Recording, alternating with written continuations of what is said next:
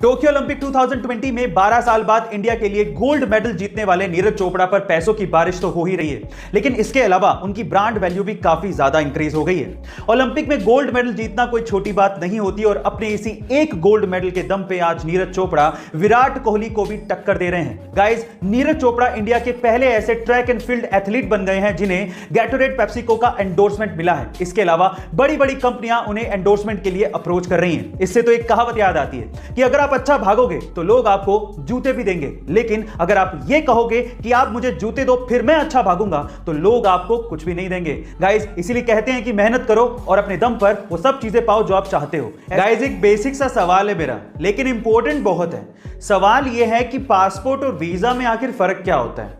अगर नहीं जानते तो चलिए मैं आपको बताता हूं। सबसे पहले है पासपोर्ट। पासपोर्ट एक तरह का आइडेंटिटी कार्ड है जो कि आपको काम आता है बाहर, यानी कि विदेशों में। जब आप बाहर जाते हो और अगर आपको वहां पर अपनी नेशनैलिटी को प्रूव करना पड़ जाए तो वो आप करते हो अपने पासपोर्ट के थ्रू, यानी कि पासपोर्ट आपको डोमेस्टिक फ्लाइट्स पे काम नहीं आता। दूसरा है वीजा। वीजा एक तरह का रिटन डॉक्यूमेंट है जो कि आपको वो देश प्रोवाइड करता है जहां पर आप घूमने जा रहे हो। उस वीजा पे ये साफ साफ लिखा होता है कि उस देश में आप कितने समय तक रुक सकते हो। ये होता है वीजा। गाइस, आपको इंफॉर्मेशन कैसे लगी कमेंट सेक्शन में जरूर लिखिएगा। इस दुनिया में कोई अमीर है तो कोई गरीब, पर सवाल यह है कि इतना फर्क है क्यों? इसके पीछे की सबसे बड़ी वजह है सोच।